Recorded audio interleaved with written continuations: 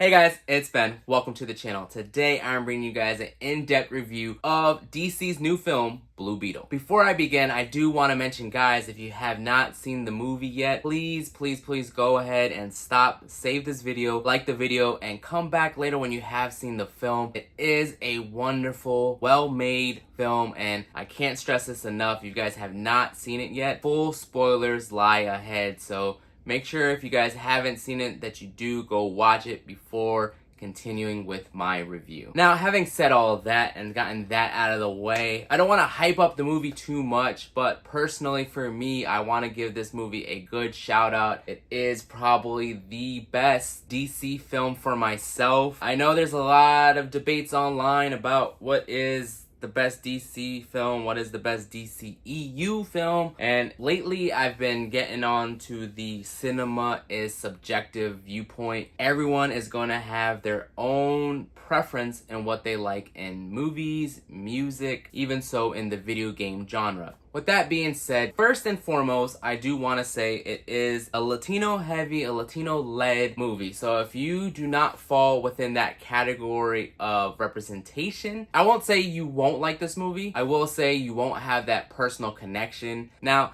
this is supposed to be the kickstart to the DCU. There's been some discussions about if this movie is set in the DCEU or if it's simply just a standalone film. And it gets kind of confusing because James Gunn has gone on and said that this movie does fit in the DCU, specifically only to Jaime Reyes, which is Blue Beetle, and not the actual world that Jaime lives in, which is in the old DCEU. Gets confusing. Bear with me. Hopefully you guys are not too confused just yet. At the time of this video, I would have already watched the movie 3 times now. I haven't really wanted to watch a film, 3 times in the movie theaters, unless it was really good. And I feel like this movie hits that aspect of what I like in a comic book movie, a DC movie, and a personal favorite movie of mine. Based off of what happened with The Flash and the erasing of the Batgirl movie, I didn't have a lot of high hopes regarding Blue Beetle. I did know a little bit about it. It was going to be led by Xolo Maridueña,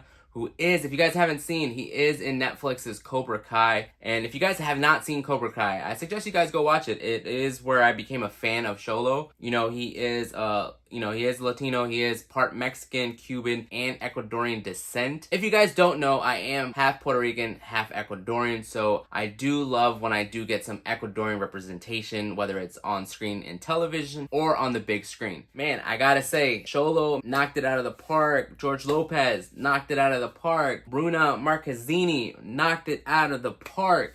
Man, every actor and actress in this movie, I think, did a phenomenal job. I can't stress it enough. It was so beautifully well done. They acted their butts off in this film. There was a lot of laughter. There was a lot of love. There was a lot of sadness. Man, I think this movie touches on a lot of things, and they did it so well. Angel Soto, the director, man, he managed to do what a lot of these Marvel and DC directors haven't done. He was able to gel in actual heartfelt comedy with heartfelt emotions, and he made a masterpiece. I will die on this hill that this movie right now, after seeing it 3 times, I will say that it is my second favorite DC film of all time.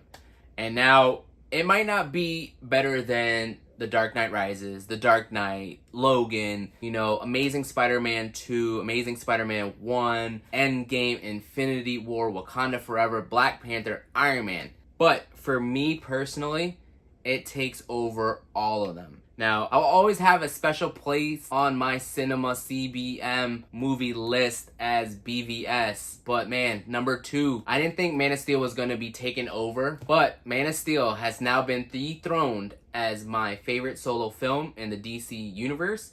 That's just all DC in general, and Blue Beetle has taken that. I just wanted to collect everything Blue Beetle now. I got my screensaver over here, my new action figure. I had to pick him up. I have this Funko Pop, which, if you guys stay to the end that is my next giveaway. So make sure you guys like this video, subscribe to the channel, comment down below if you have seen the movie, mention if you guys have seen it numerous times, comment down below who is your favorite character in the movie. You know, I do really want to hear you guys' thoughts. I want this video to be out there, to get some traction, to go viral, you know, to spread, you know, the awareness of the Latino community. You know, this movie was special to me, and hopefully, I know there's a lot of you guys out there that love movies, that love DC. I think this movie deserves to be seen. You know, it's very unfortunate that we have a lot of things going out right now that people are not watching the movie. We got a hurricane disaster over on the West Coast in Cali. We got the ongoing writer strike going on. We got actors and actresses and cast and crew. They can't talk about this film. You know, you got only the director, solely the director, Angel Soto, who is promoting this movie. The cool things I want to talk about, though, of the film, you know, I think it started off really well. In the opening segments, there is a little green light, and the director has mentioned that is Green Lantern. I gotta say, with all the little Easter eggs in Blue Beetle, you guys won't be disappointed. You know, we've had Big Belly Burger, which has been, you know, numerous times in the DC universe. It was also mentioned in the Flash TV show. We got the second Blue Beetle mentioned in the movie, Ted Kord. You know, if you guys haven't seen, Ted Kord was the second Blue Beetle, which I honestly didn't know much about him, and it's kind of funny because I do have the action figure back there. And so a little bit about Ted Kord. He was the second Blue Beetle. He didn't have any superpowers. He was very rich, and he made a lot of cool tech. Some tech worked, some tech didn't work. And his daughter is one of the main characters in the movie, led by Bruna Marquezine. She does play Jenny Kord. And so, like, the main villain of the movie is his sister, which would have been Victoria Kord in the movie. I believe she's a new character made specifically for the movie, and Susan Sarandon does a phenomenal job of playing the villain in this film. You know, there's a lot of racial undertones that go on in the film, which honestly, if you guys aren't, you know, Hispanic or Latino, you're not gonna get those jokes. They might not hit as funny, you know, but where Jaime Reyes was going for an interview, and he said that his name was Jaime Reyes, and the lady at the front, who was white, she says, "All right, Jamie, go sit down." And I don't know about you guys, but I've been through that enough where people do not pronounce my last name right, no matter how many times I correct them. I've seen friends whose first names have been, you know, mispronounced. You know, even if you correct these people, they still don't want to say it right. And it really doesn't take a lot of effort to say someone's name right. You know, if your name was Bob, you know, and I wanted to say Bob, right? You'd be upset. But when you got Jaime and Jamie and someone corrects you as Jaime, you don't want to say Jamie every single time. Please, please, please pronounce it correctly. It doesn't take much effort. There was another one where this one guy kept being referred to as Sanchez, you know, and at the end of the movie, he goes and corrects Victoria Kord and was like, "My name is such and such and whatnot." He had like 6 names. I honestly can't remember them all, but I thought it was really funny that he went out and said every single name, because a lot of people in the community, you know, in my Latino community, do have 5 different names attached to them. You know, we have first middle, second middle, last name, and then second last name, you know, where it goes between the mom and the dad. I have 1 last name, but there are a lot of my friends that do go by 2 last names. That's just part of the culture, you know, so like some of that stuff, you know, was pretty cool to see on the screen and represented. A lot of the cool scenes were actually filmed in Puerto Rico. The beach scenes, you know, when they're on the, I believe it's the Edge Keys is what they call it in the movie. One cool thing that I thought that they did with the film was that they changed the location, because Jaime is a Mexican American who lives in El Paso, Texas in the comics. And what they did in here, they created their own city, which is Palmera City, which is honestly just a new city, you know. I know a lot of people are probably upset that they didn't use the Texas location, but they gone out and used Palmera City because, you know, Batman has Gotham, the Flash has Central City, Green Lantern, I believe, has Coast City, Green Arrow, he has Star City, or Starling City, depending on which form of Green Arrow you watch. Or like Dick Grayson, he is from Bloodhaven. You know, these are just made up cities that fit in the world, and so I really liked what they did with Palmera City. I think that was a cool added touch. Same thing with creating a character in Jenny Kord. Another funny aspect of the movie, you know, going back to where the guy was named Sanchez. So on the Funko Pops, you know, we have a new Blue Beetle Funko Pops. The villain is Carapax, right? And so in the movie, his name is Ignacio Carapax. And on the Funko Pop, for whatever reason, they put Conrad Carapax, which Conrad Carapax is another character. It's just not based off of the movie. So I think it's kind of funny, but I don't know if that was intentional or if that is just a real life thing that happened where Warner Brothers or Funko just decided that they wanted to release their own version of Carapax because they didn't care to watch the film. I found it a little funny that they did go with a different character on the Funko Pop than what is in the movie. I think where Blue Beetle shines is all the characters, his whole family. You know, he has his sister Milagros, his uncle Rudy, who's also named as Caesar. If you also don't know, in the Latino community, you know, we do go by certain other nicknames for whatever reason. It's not even part of your name, it's not your first name, it's not your middle name, but for whatever reason they have a new name for you. And so his uncle's name is Caesar, but they call him Rudy. They don't even call him Uncle Rudy, they just call him Rudy. So that was played by George Lopez. We had his dad Alberto Reyes, and I don't know why I can't remember his mom's name. I'll have to look that up. I'll put it right here. I don't know why I can't remember her name in the movie, but she, you know, was also phenomenal. And then you had the Nana, you know, which was his grandma. She was hilarious in the movie. She didn't really have a lot of parts, but when she did mention certain parts, you had that bit of laughter, you had that bit of love, you know, and there were good moments in that film with her. Now, what is also really cool about the Nana was that she only speaks Spanish in the movie, and you have her, you know, her subtitles here and there. Some of it was translated, some of it wasn't. And what's cool about that, I have that also personal connection where I do speak to my own grandma. You know, I speak to her in English, she speaks to me in Spanish, but we understand each other, you know. And that was just a little cool little personal touch, you know, what it's like to be, you know, to be the brown kid growing up, you know. You have different things that a lot of other people don't go through, and to see that play out, I think that was awesome. The other thing we don't talk about in the movie, you know, the grandma has a story about her, but they don't talk about it. But, you know, something happened with her, you know, long ago, whether she was in some kind of revolution type thing back in the day. They speak on it briefly, but you don't really know about, you know, their grandmother in the film. And I think that speaks on a lot of people's grandmothers, where, you know, their main role was to make sure everyone was good, felt happy, felt loved, felt full, you know, and they don't really talk about themselves. And, you know, and I think that is something that we should talk about more. You know, I think we all go through our own things, and there are some reasons for why people are the way they are. Now, the real heart in the film goes to the dad, Alberto Reyes. You know, he was the forefront of the family, you know, where they're not the richest people, and he also mentions that they aren't the poorest people. You know, they might be losing their house, they're losing their business, you know, but he still manages to tip, you know, the restaurant worker 25%. He says, you know, that they are poor, we're okay, but these people, you know, really survive off of this money. And I think it's really important to know there is going to be that one person, you know, who's always going to be optimistic, where we're going to be, you know, this is, you know, we might have $5 in our account, but some way, somehow we manage to get through the next day. We manage to still take care of our families, you know, we take care of our husbands, our wives, our daughters, our sons, you know, our grandmas, our cousins, and grandpas. But, you know, his role in the film was really important to the whole story of Jaime and what he is, who he is as a person, you know. And I think in all his scenes, the dad really, you know, struck a chord, you know, whether it's, you know, to make sure you work hard, don't take, you know, things for granted, enjoy the moment. The mom had a really good moment with Jaime at the end, telling Kaji to, you know, watch Jaime's back and to get through this and to kick butt and stuff like that. The other cool character was his sister Milagros. You know, they didn't seem very close in age, but if you've been in a family, you know, for whatever reason, you guys can grow apart, have different circles, be years apart, but still at the core be family, be brother and sister. And that also really you know, resonated with me. The whole family aspect was beautifully done, man. The CGI was great. I know a lot of people were talking about, you know, the CGI wasn't the best. It was a million times better than The Flash. Carapax looked awesome. He looked, he reminded me of some Transformer type dude. You know, he was very experimented on, so that's how he becomes like kind of like a cybernetic robot. I think his backstory was phenomenal, and that I didn't see that coming at the end. That was a really, you know, emotional moment for myself, and just to show that some people in our, you know, in our community, you know, they might be you know, damaged, they might be hurt, they might be, you know, some people might see them as evil, but man, you know, Ignacio Carapax, you know, that's real life, you know, being, you know, kidnapped at a young age, being put in an army at a young age. And we're not even talking, you know, in your, you know, your early teens. We're talking about like pre-teens.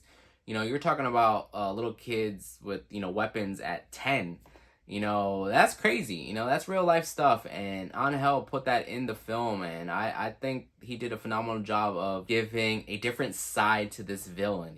The real villain in the film was Victoria Cord, and a lot of people might not have saw that. They might not have seen that. They might have disliked that too. But her and the whole establishment of gentrification at its core, those are the real villains. It's very similar to Wakanda Forever, where the real villains of the movie were the actual colonizers. If you take anything from this, Blue Beetle was a great movie. I think Blue Beetle deserves to be recognized. It deserves its flowers. The director, the cast, the crew. I think that this movie should be watched. It should be seen on the big screen. Don't wait for it on Max. Another good thing about the movie, the music, the score. Oh man, I get tired of the same Americanized 80s, 70s hits from rock and roll. I think Blue Beetle just knocked it out of the park. It was very similar to Wakanda Forever, with the score. I think every scene had a really good music set, whether it was actually somebody singing or rapping, or if it was just the actual score of the film. I think in every set, in every scene, there wasn't a moment of silence, really. And I really enjoyed that. I think Angel did a phenomenal job of adding a lot of good Spanish music into the film. Man, it really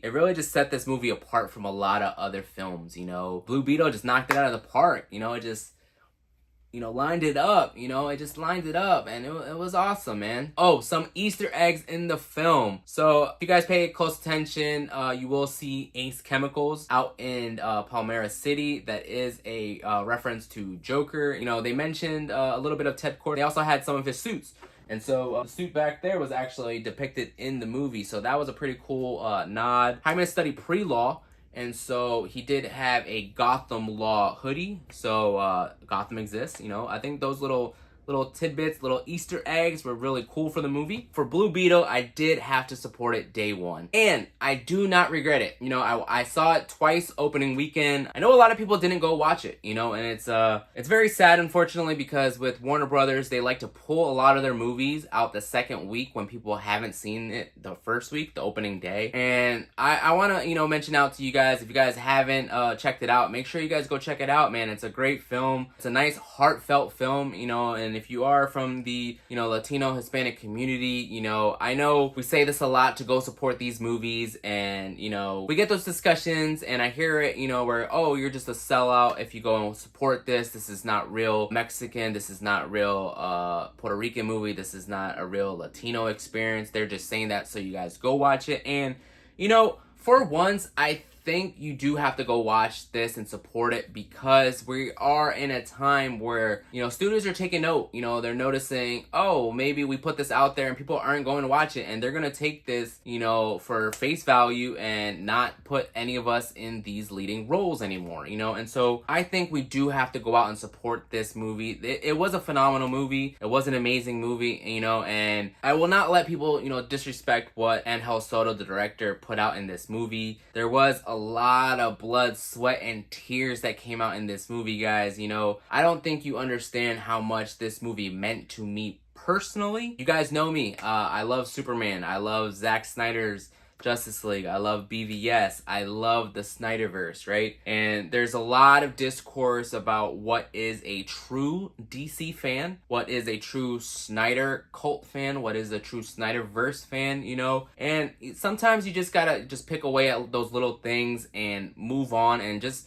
decide for yourself what kind of person and what kind of fan you want to be. I do love DC, and that's not going to stop anytime soon. I do love the Snyderverse, and I am going to watch those movies. I am going to watch DC movies, whether, it's certain people who are in charge of DC studios. I might not be happy with some of them, and I'll go watch most of the movies. I'm sure there's going to be a bunch of movies that I don't like. I'm going to go out and do my reviews as best as I can, and if you do have the same preference as myself, you're going to like this review. You're going to like all the reviews that I do on movies, whether you agree with me or disagree with me. And, and that's up to, the comments. That's up for you guys to decide, to have that discourse in the comment section. If I had to say one bad thing of Blue Beetle, I will say this. I don't know if this movie is going to get a sequel. no matter how many Easter eggs it left, how many connections it didn't address, I don't know if it gets a sequel just solely off of box office. You know, I'm really hopeful. I hope we do get some answers of